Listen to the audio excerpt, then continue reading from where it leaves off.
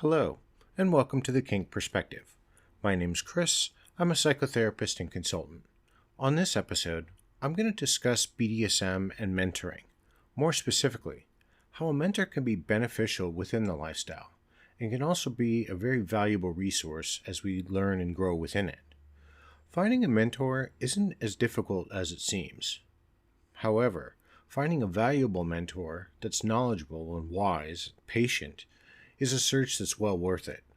We need to understand what a mentor is and what they actually do in the context of the lifestyle. To expand on the background of a mentor, what is a mentor's role within the lifestyle?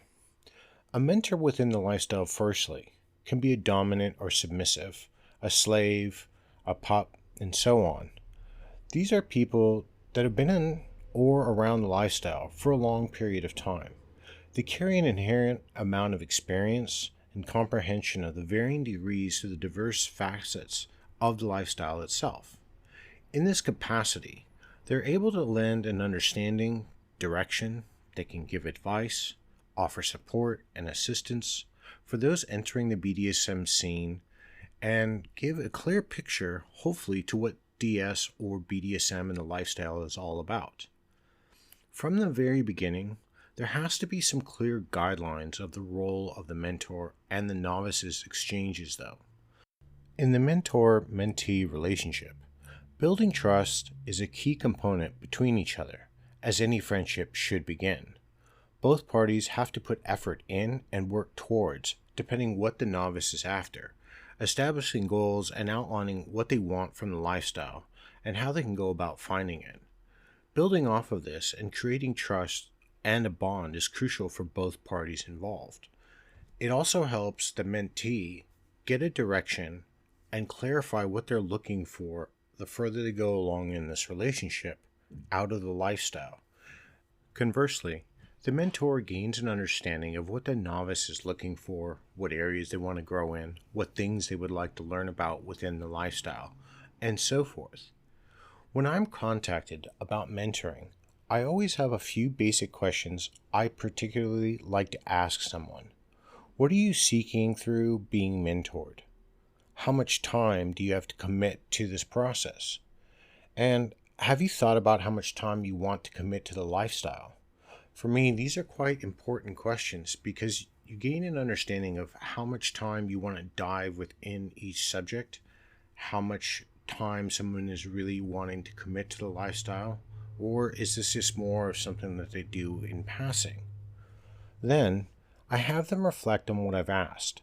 I do have more questions, and I not only like them to answer those questions, but I want them to come back and ask me questions as well. I want these people to find out if I'm the right person to mentor them. You want to make sure you're being mentored from the right person that suits your needs, that has the information you're looking for and to learn from. As a mentor, you should have a strict no sexual activity policy within the person you're mentoring. If somehow this tenet is violated, someone is looking for something other than being offered, and at that point, it's a time to reflect and figure out what's being sought after or if that relationship is going to continue. More than likely, the relationship can't because now you've crossed into a different boundary where the person you're learning from or the person who was trying to learn no longer can have a clear division between the roles. I have heard of the stories where it started off harmless and over time it evolved into a relationship and or a dynamic. And if that's what both of the consenting parties want, that's up to them. I'm not here to judge that. The way I view it, the mentor should be providing guidance in a strictly non-sexual way. If and when I'm mentoring someone, or more specifically a submissive or a slave, I make it clear they're not owned nor collared to me or by me. I don't set protocols for them to follow. I don't give them tasks. There's nothing daily that they have to do. There's no rules to adhere to, or I'm not here to dole out any punishments. I'm not mentoring you to serve me, but how to become the best version that you want to be. I'm also teaching you what you're looking for and what information I can provide you within the lifestyle that I have that's available to me through all of my experience. So then, what's a mentor actually do? Well, I've found over time that mentoring a new person in the lifestyle, for the most part, requires a lot of listening and answering questions. This is not unlike what I do in therapy, although within therapy it's a little bit more than that. I encourage that though. I encourage people asking me questions when they're being mentored. That way you learn and you gain growth within the lifestyle. And it's by asking questions and learning, and through this evolution, how we expand our knowledge base. This way, we can provide the right assistance and put people on their journey that's right for them. For the most part, I want to make sure to facilitate a lot of communication, which I believe is paramount not only to this type of relationships, but to all types of relationships. You want to be there listening to their thoughts and reflections and to try and clear a path through all of it. And the majority of the time, I'm answering a lot of questions about the lifestyle. I want to build a rapport and a comfortability with the mentee. So if or as needed, when they have a question, they can feel free to reach out and know that if I have the answer, that I'm going to try to provide it with them with some sort of an explanation. Or if I don't have the answer that they're looking for, this provides a learning opportunity not only for the person I'm mentoring, but for myself to look into an area and grow and expand, especially if it's something that I've been curious about. If the question is outside of the scope of my knowledge, I will probably seek a subject matter expert to help me answer the question, or I might even send the mentee to ask that person directly.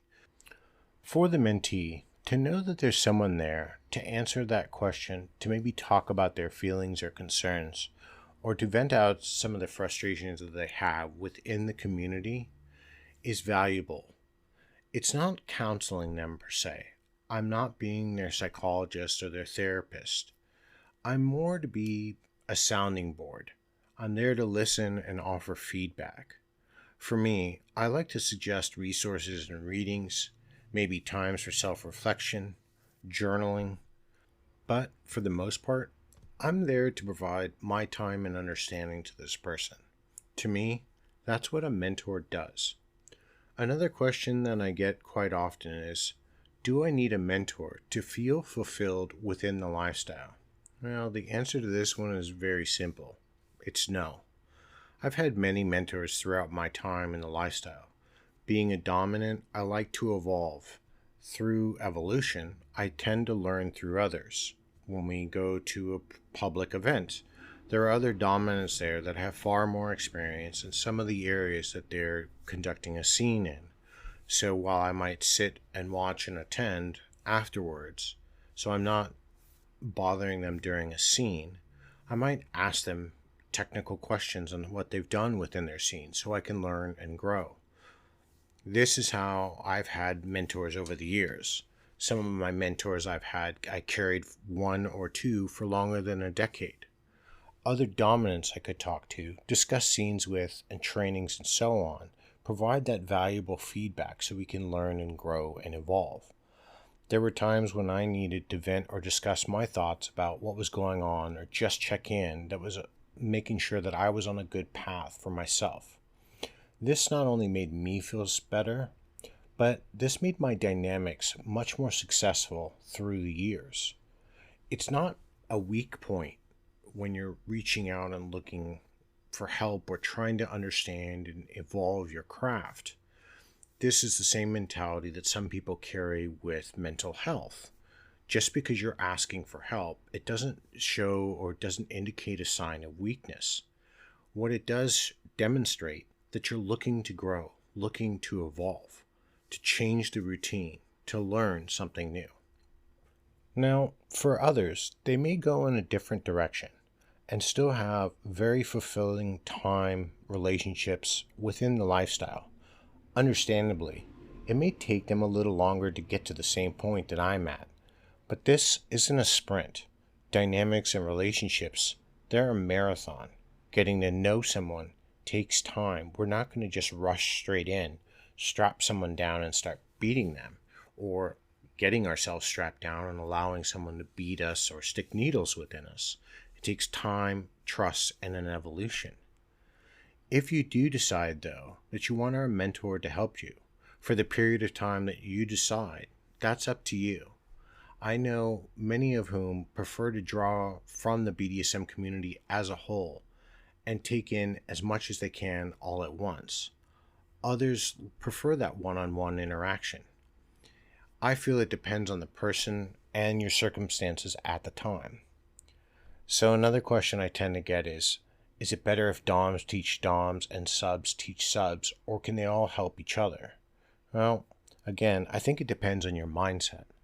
I've gained enormous experience from talking and interacting with different submissives throughout my time within the lifestyle, especially in a platonic way over the years.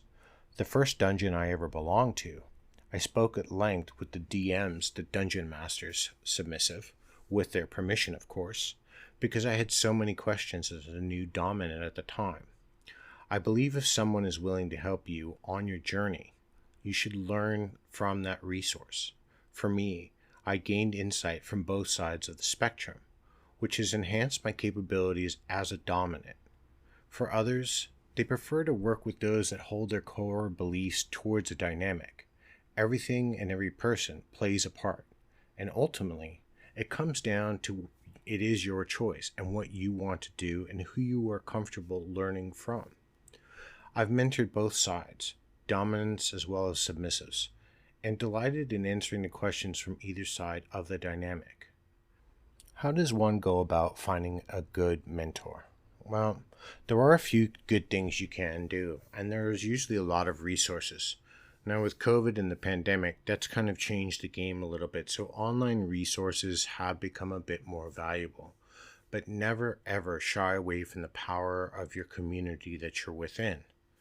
BDSM mentors can be there, you just got to look for them. You join groups, you become part of events, you join dungeons, you start to learn and grow within the community that you reside in.